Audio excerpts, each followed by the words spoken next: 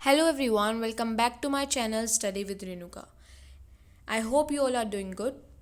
In this video, we will study chapter 3 of History class 12, that is Kingship, Caste and Class. I have divided this chapter into two different parts. This is the part 1 because the chapter is very lengthy and I'll be not be able to cover everything into a single video. I will also create a separate video for the themes related to Mahabharat given in the book for the better understanding of the chapter. So the chapter name is Kingship, Caste and Class. We will deal about the early societies, the caste system, the classes, different various classes and the kingship, the family ties the in the old cities.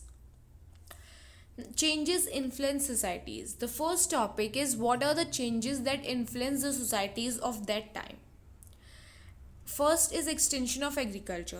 पहले क्या होता था, agriculture सिर्फ जो cities हैं उसके आसपास होता था. Later in this time till the time of the early societies the agriculture spread into the forest area.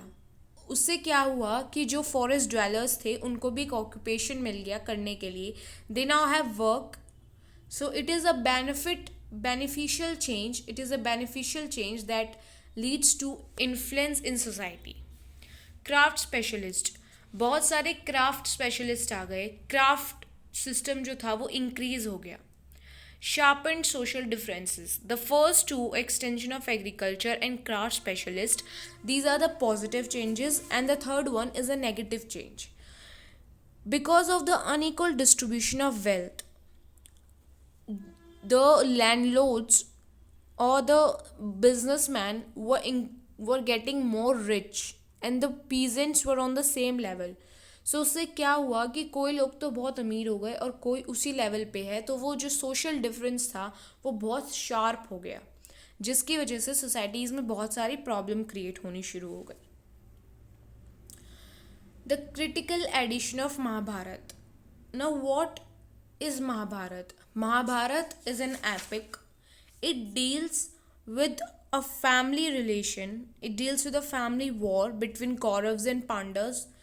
It was fought for peace and for truthfulness and for the throne as well, in which the Pandavas became victorious. So in 1919, a team containing dozens of scholars in the leadership of Indian Sanskritist V.S. Shuktankar initiated the task of preparing a critical edition of the Mahabharata. So this Sanskritist which is V S Sukthankar, इन्होंने बहुत सारे scholars के साथ मिलके एक special edition का task शुरू किया. 1919 they have started the task to create a very good edition of Mahabharata for the local people to understand what is the epic all about. Now kingship and marriage. This chapter is about kingship. So kingship and marriages. What is a kingship? पहले तो kingship होता क्या है? Kingship basically deals with family, the family relation, many rulers and varied practices. So in the society there were many rulers and everybody had different practices. बहुत सारे rulers होते थे और उनकी खुद की डिफरेंट प्रैक्टिसेस होती थी. किसी वंश में ऐसा होता था कि जो सन होता था राजा का, the eldest son, he will precede him, और कुछ जगहों पे ऐसा नहीं होता था. So there are many rulers, there are many rules and many varied practices. Finding about families. Kinfolk. Now what does this kinfolk mean? Kinfolk is a term referred to family. तो मैंने पहले भी बताया kinfolk is family, and when we say about kingship and marriages we talk about the family relations. Sanskrit text uses कुल to designate family. जो Sanskrit text में कुल लिखा रहता है वो फैमिली को डेजिग्नेट करता है. जो जाति लिखा रहता है वो larger network of family, and वंश is a lineage. When we say about Kul, we refer to a family. If we are talking about Jati, we are referring to larger network of family. The people of same family in a broadened way. जैसे आज के समय में जातियाँ होती हैं, वो एक ही फैमिली के ग्रुप बहुत ब्रॉड हो जाते हैं तो हम उनको जाति बोल देते हैं. वंश इज lineage. जो एक राजा का जो वंश होता था, the procedures of a family is lineage. The ideal of patrilineal. Now, what is patrilineal? Tracing descent from father to son and so on. जब हम जो डेसेंट हैं, यानी जो इफ देर इज एन राजा, अगर कोई राजा है और उनके बाद उस राज्य को कौन संभालेगा, the eldest son of the king, इसे कहते हैं पेट्रिलिनी, मतलब सक्सेशन करना फादर के through. Example, feud over land and power as described in Mahabharata. Patrilineal leads to the feud over land and power. Mahabharata is all about land and power. उनको power के लिए वो लड़े थे. Kauravas wanted to rule a kingdom which belonged to Pandav's father, which again questions the patrilineal system कि पांडव वो राज्य क्यों दे जो उनको विरासत में मिला है उनके पिता से. And the Kauravas wanted to have that kingdom for themselves, saying that they were elder. So it led to a feud which overturned into a war, that is Mahabharata. So I hope you get it that patrilineal is tracing descent from father to son, then to grandson, and so on. Rules of marriages. We are talking about kingship and marriages. Now, what are the rules for marriages? Daughter had no claim to resources. The first topic in everywhere where we talk about inequality, where we talk about social differences, या कहीं भी हम rules की बात करते हैं तो women's के लिए रूल्स ज़रूर थे. The first rule is daughter have no claim to the resources. The daughter of certain family, किसी भी फैमिली की डॉटर का पर्सनल यानी जो इंडिपेंडेंट रूल है वो प्रॉपर्टी पे नहीं होता था, किसी भी रिसोर्स पे नहीं होता था जिस घर में वो रहती थी. To her father's resource, they have no claim to her father's resources. Should be married outside the kin. Exogamy. Exogamy is marrying outside the unit. Means we are not marrying the girl to the same family or the same king or the same jati. We are marrying her to another jati. That is known as exogamy. Marriage outside the kin. Brahmins introduced social orders known as dharmshutras and shastras. तो जो ब्राह्मण थे उन्होंने social order निकाले धर्मसूत्रास और शास्त्रास का. जैसे हम बोलते हैं कि शास्त्रों में ये लिखा है, शास्त्रों में वो लिखा है, तो ये जो धर्मसूत्रास और धर्म शास्त्रास थे ये ब्राह्मण्स ने इंट्रोड्यूस किए थे. It recognised 8 forms of marriages out of which first 4 were considered good. Dharmasutras और शास्त्रास के हिसाब से 8 तरह की मैरिजेस होती थी या होती हैं, जिनमें से केवल पहली जो 4 हैं वही गुड समझी गई हैं, यानी they are considered good and the rest are considered bad. हम इस मैरिज के बारे में जो एलैबोरेट करेंगे वो मैं एक सेपरेट वीडियो बनाऊंगी. डिफरेंट जो सोर्सेज देते हैं चैप्टर में, अलग अलग सोर्सेज मिलती हैं, उसके लिए मैं एक अलग से वीडियो बनाऊंगी. उसमें I will explain it elaborately कि ये है क्या, what are these 8 forms of marriages. The gotra of women. How a girl changes from the surname of her father to the surname of her husband. इस video में हमें यही पता चलेगा इस टॉपिक में. One Brahmical practice from circa 1000 BCE onwards was to classify people in terms of goth. लोगों को गोत्र में यानी सरनेम, गोत्र इज सरनेम में डिवाइड किया गया था. This is one of the most important Brahmical practice. 2 rules about gotra. Gotra के लिए 2 रूल्स हैं. Women were expected to give up their father's gotra and adopt that of their husbands on marriage. ये बहुत एक नॉर्मल रूल है. ये हमें पता है कि जब एक औरत की शादी हो जाती है, एक लड़की की शादी हो जाती है, she give up her father's गोत्र. वो अपने फादर का सरनेम गिव अप कर देती है and adopt the surname of a husband after the marriage और on the marriage. Members of the same gotra could not marry. Now the members of the same surname.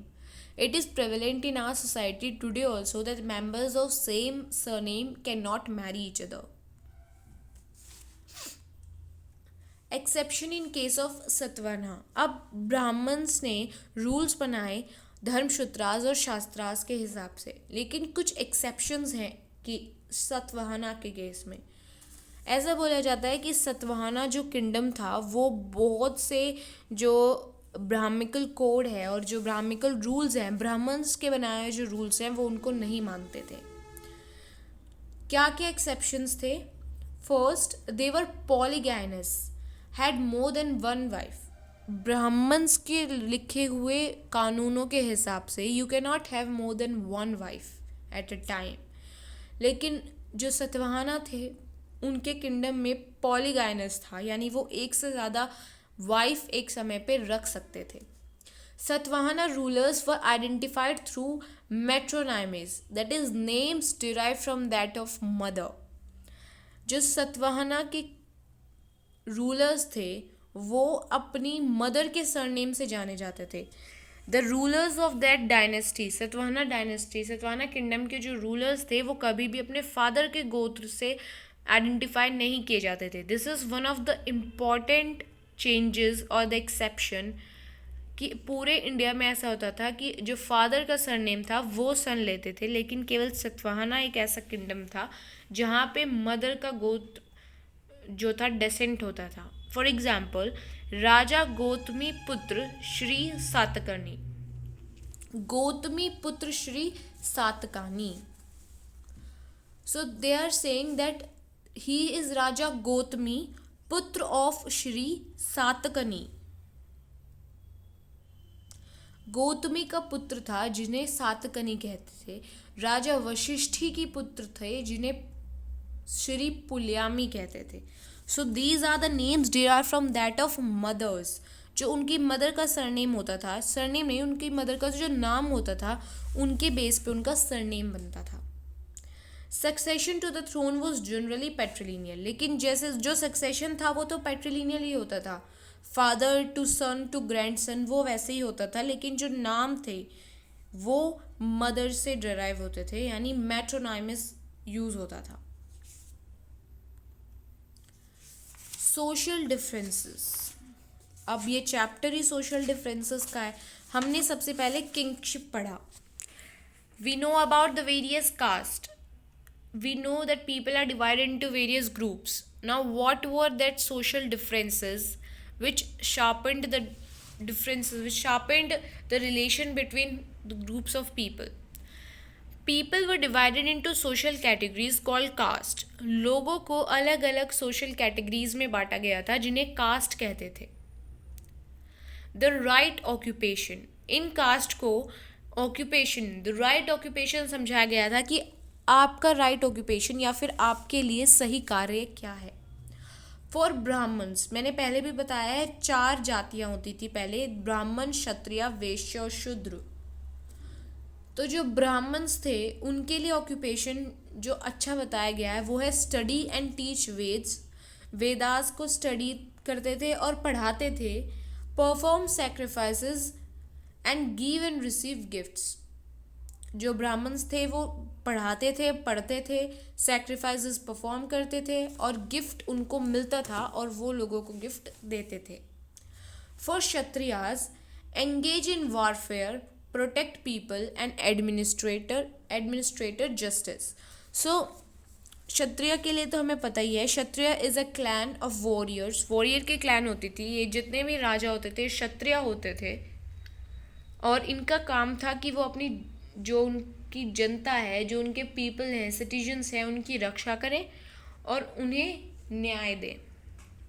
For वेश्या, for वेश्यस के लिए क्या होता था, ट्रेड होती थी और पेस्टोरलिस्ट, मतलब बेसिकली ट्रेडर्स होते थे। वेश्या जो जाति के लोग होते थे वो ट्रेडर्स होते थे, यानी they use to trade, they use to, एक बिजनेस क्लास थी वो, और पेस्टोरलिस्ट भी उसमें आता था।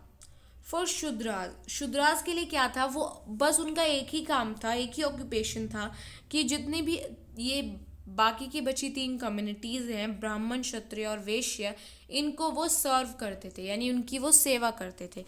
तो जो सबसे पिछड़ी हुई जाति, सबसे डाउन ट्रोडन जो क्लैन बोला गया है वो शूद्रास को बोला गया है, क्योंकि उनके पास सिर्फ एक काम था कि वो जो बाकी कम्युनिटीज़ हैं उनकी सेवा करें। सो इससे हमें जो सोशल डिफरेंस है वो बिल्कुल क्लियरली नज़र आता है। Brahmins were the first, then the Kshatriyas, then Vaishya and then Shudra. So, in this chapter, we have studied about kingship so far, caste, and now known Kshatriya kings. अब ब्राह्मण के रूल के हिसाब से और जो ऑक्यूपेशन दिया गया है उसके हिसाब से केवल क्षत्रिय राजा बन सकते हैं, लेकिन कुछ नॉन क्षत्रिय किंग्स भी इंडिया में थे। First are Mauryans. Mauryans, which we know, the Mauryan dynasty. Ashoka has been a very famous ruler of the Mauryan dynasty. वो लो ओरिजिन के माने जाते थे। वो माने जाते थे कि they were not Kshatriya, they were not Brahmins, they were not Kshatriya. तो अगर आप क्षत्रिय नहीं हैं तो राजा नहीं बन सकते। लेकिन Mauryans were not from India, they were outer caste, बाहर से आए थे और लो ओरिजिन कहा जाता था उनको, पर फिर भी वो राजा बने। द सुंघास एंड कन्वास, ये बिल्कुल मौर्यंस के बाद की डायनेस्टी है। After the Mauryan dynasty this dynasty came, the Sungas and Kanvas, they are said to be Brahmins. अब रूल के हिसाब से ब्राह्मण भी राजा नहीं बन सकते, लेकिन सुंघास और कन्वास ब्राह्मण थे। द शाका, सिरका Asia, now they are said to be that these Shaka rulers which are from Central Asia, ये मलेच कहा जाता था इनको, बारबेरियंस या फिर outsiders, they are not from our country. तो जो लोग इंडिया से नहीं होते थे उनको वो बारबेरियंस या फिर आउटसाइडर्स कहते थे। तो the Shaka kingdom was outsiders, ये बाहर से आए थे, सेंट्रल एशिया से आए थे। Sudarshan Lake was rebuilt by Rudraman, Shaka ruler, in circa 2nd century CE. तो ये जो सुदर्शन लेक है, जिसके बारे में बहुत बार बात भी हुई है कि बहुत सारे राजाओं ने सुदर्शन लेक रिबिल्ड करवाया है, तो उनमें से एक राजा रुद्रमन थे जो कि शाका रूलर थे। तो वो जो लेक था वो बहुत ही सैक्रेड, पवित्र लेक था, और उसको बहुत सारे राजा ने पवित्र मानते हुए रिबिल्ड करवाते रहे इसको, क्योंकि वो बहुत जल्दी जल्दी डिस्ट्रॉय होता था। तो रुद्रमन भी एक ऐसे राजा हैं जिन्होंने उस लेक को रिबिल्ड करवाया था, और सरनेम के हिसाब से या फिर कास्ट के हिसाब से वो मलेच थे, बर्बेरियंस थे, आउटसाइडर थे। So this talks about that it is not necessary and it was not necessary कि जो भी रूल्स ब्राह्मण्स ने बनाए हैं वो सोसाइटी में इक्वली फॉलो किए जा रहे हैं। ऐसा नहीं होता था कि सारे रूल्स फॉलो किए गए हों। जैसे हमने एक्सेप्शन देख लिया सतवाहना के केस में भी, यहाँ पे नॉन क्षत्रिय किंग हमने देख लिए। इसलिए जो लोग ब्राह्मिकल ऑर्डर यानी जो रूल्स ब्राह्मण्स ने बनाए हैं उनको फॉलो नहीं करते थे, उन लोगों को आउटसाइडर कह दिया जाता था। ये कह दिया जाता था कि ये दूसरी जाति, दूसरे देश के लोग हैं, ये हमारी ओरिजिन के लोग हैं ही नहीं। Jatis and social mobility, people who shared a common occupation were sometimes organized into श्रेणीज और guilds known as जाति। वो लोग जो एक तरह का ऑक्यूपेशन करते थे, अब आज के ज़माने में भी जातियाँ होती हैं, हिंदू, मुस्लिम, सिख, ईसाई, ये सब जातियाँ हैं। तो ये अलग अलग आज के टाइम पे तो these are based on religions, लेकिन पहले क्या होता था, ये जाति ऑक्यूपेशन के हिसाब से डिस्ट्रीब्यूट होती थी। ऑक्यूपेशन के हिसाब से डिस्ट्रीब्यूट इसलिए होती थी क्योंकि ब्राह्मण्स ने रूल्स निकाले थे ऑक्यूपेशन के बेस पे। जैसे हमने अभी पढ़ा है कि ब्राह्मण्स के लिए ये रूल्स हैं, क्षत्रिय के लिए ये ऑक्यूपेशन है, शूद्र के लिए ये, वैश्य के लिए ये। तो their occupations were divided among people. तो इसलिए इन्होंने कहा है कि people who shared a common occupations were organised into shrenis और guilds known as jatis. People और jati move to different places for better settlement. Social mobility क्या था? सोशल मोबिलिटी होता है कि एक जगह से दूसरी जगह जाना फॉर बेटर सेटलमेंट्स, यानी अपनी ज़िंदगी को बहुत ही आगे प्रोग्रेस करने के लिए या फिर एक बेटर लाइफ जीने के लिए हम मोबिलाइज करते हैं, हम एक जगह से दूसरी जगह जाते हैं. From villages we shift to towns, from town we shift to cities, और फिर सिटीज़ से हम दूसरी कंट्रीज़ में चले जाते हैं for better settlement, for better livelihood. इसको ही सोशल मोबिलिटी कहा जाता है कि जब हम अपने बेटर लाइवलीहुड के लिए एक सिटी से दूसरी सिटी या फिर दूसरी कंट्री तक ट्रैवल करते हैं और वहाँ पे जाके सेटल होते हैं. तो ये पहले से ही चलता आ रहा है. This is not something new, this is very old system of social mobility. Beyond the four varnas, हमने कास्ट के बारे में पढ़ा, किंगशिप के बारे में पढ़ा, क्लास के बारे में हम पढ़ रहे हैं, लेकिन कुछ ऐसी कास्ट होती हैं जो जो ये चार वर्ण हैं, ब्राह्मण, क्षत्रिय, वैश्य, शूद्र, इनसे बाहर भी होती हैं. ये है फॉरेस्ट ड्वेलर्स. फॉरेस्ट ड्वेलर्स जो जंगल में घूमते रहते हैं लोग और जो जंगल में रह के अपनी लाइफ निकालते हैं, वो होते हैं forest dwellers. Nishad, Nishads are people that are basically they live in forest and जिनको हम आदिवासी बोलते हैं. जो एकलव्य था वो निषाद जो कास्ट थी उनसे बिलोंग करते हैं. एकलव्य जो द्रोणाचार्य को अपने गुरु मानते थे और उन्होंने अपना थंब उनको गुरु दक्षिणा में दे दिया था, तो वो जो थे एकलव्य वो निषाद कम्युनिटी से बिलोंग करते थे. नोमैडिक पेस्टोरलिस्ट, जो ये अपने एनिमल्स को फीड करते हैं और उनसे ही अपनी लाइवलीहुड करते हैं, वो होते हैं नोमैडिक पेस्टोरलिस्ट. मलेच और बारबेरियंस, हमने अभी भी पढ़ा है बारबेरियंस के बारे में, जो दूसरी कंट्री से लोग आते थे या फिर जो लो ओरिजिन लोग थे उनको बारबेरियंस या आउटसाइडर्स कहा जाता था. अनटचेबल्स, अनटचेबल्स व कंसिडर पीपल जिनको छूना और देखना भी अशुभ माना जाता था. चंडाल्स, जो चंडाल्स थे उन वो थे untouchables who perform polluting activities. Now what are this polluting activities? वो एक्टिविटीज़ जो ब्राह्मिकल रूल्स के हिसाब से कोई भी जो ऊपर के 3 वर्ण हैं, जो सारे 4 वर्ण हैं, वो नहीं कर सकते. जैसे किसी अनाथ को अग्नि देना या फिर किसी मरे हुए इंसान के कपड़े पहनना. These all activities were considered polluting, और जो लोग ये पॉल्यूटिंग एक्टिविटी करते थे उनको अनटचेबल्स बोलते थे और चंडाल उनकी एक प्रजाति थी. सो कौन कौन सी जातियाँ थी जो 4 वर्णों के बाहर थी? Forest dwellers, Nishad, nomadic pastoralist, Mlecchas, untouchables. Duties of Chandals and Manusmriti. Manusmriti जो मनु की एक बहुत फेमस बुक है, रूल बनाया उन्होंने भी, एक रूल ऑफ बुक निकाली थी. उनमें चंडाल्स के लिए या फिर जो अनटचेबल्स होते हैं उनके लिए ड्यूटीज़ लिखी गई हैं. उनकी ड्यूटी थी leave outside villages. They use to leave outside the villages. उनको गांव के अंदर रहने की परमिशन नहीं होती थी, वो गांव के बाहर रहते थे. यूज डिस्कार्डेड यूटेंसिल्स, वो यूटेंसिल्स जो लोगों ने फेंक दी होती थी कि उनके इस्तेमाल की नहीं है, वो यूटेंसिल्स जो चंडाल्स थे वो यूज़ करते थे. Wear clothes of dead and iron ornaments, मरे हुए लोगों के क्लोथ्स वो पहनते थे और आयरन ऑर्नामेंट्स लगाते थे. डिस्पोज बॉडीज ऑफ ऑर्फन्स, मैंने अभी बताया है कि जो अनाथ लोग थे उनकी बॉडीज़ वो डिस्पोज करते थे. Can not walk in cities and villages at night, और ना ही वो विलेजेस में और सिटीज़ में रात को घूम सकते थे. तो these are very strict rules जो उनके लिए अनटचेबल्स के लिए बनाए गए थे. They use to leave outside villages, they have to use discarded utensils, they wear clothes of dead and iron ornaments.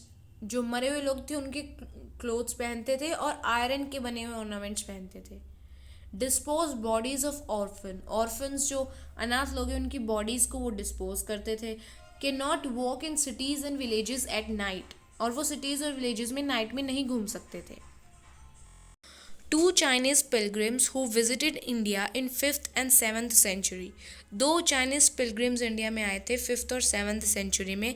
फा यान जो 5th सेंचुरी में आए थे और ओंग एंग जो 7th सेंचुरी में आए थे. ये इनका कहना था, इन्होंने अपने जो मेमोइर्स हैं उसमें लिखा है कि जो चंडाल्स हैं वो रात को अगर उनको कहीं जाना होता था तो they use to clap their hands, ताकि जो आसपास के लोग हैं वो उनकी क्लैप सुन के उन्हें देखने से बच सके. So people were not even considering them untouchables, बल्कि ना तो केवल उनको छूना चाहते थे, छूना तो कोई चाहता ही नहीं था, लेकिन लोग उनको देखने में भी खुश नहीं थे. They want didn't want to see them. So this tells the level of social difference at that time. अब तो मॉडर्नाइजेशन जैसे हुई है, धीरे धीरे दिस चेंजेस हैव अकर्ड, और अब सोसाइटीज़ बहुत चेंज हो गई हैं, और अब ये सबको अब तो इक्वल माना जाता है. ये सोशल डिफरेंस अब कहीं पे भी नहीं रहा है. लेकिन they are talking about the centuries at that time. उस टाइम पे जहाँ पे इतने बड़े बड़े धर्मगुरु रहे हैं, इतने सारे मर्यादा पुरुष रहे हैं, उस समय पे भी ये सोशल डिफरेंस इतना बड़ा था. So that's all for this video. Thank you so much for watching. I hope you understand the video. I will soon post the part second of the chapter. और जो मैंने कहा था कि हम सोर्सेज का भी एक डिफरेंट वीडियो बनाएंगे, वो भी मैं जल्द पोस्ट कर दूंगी. So if you have any problem you can comment down below, and if you like the video please hit the like button and subscribe to my channel. Thank you.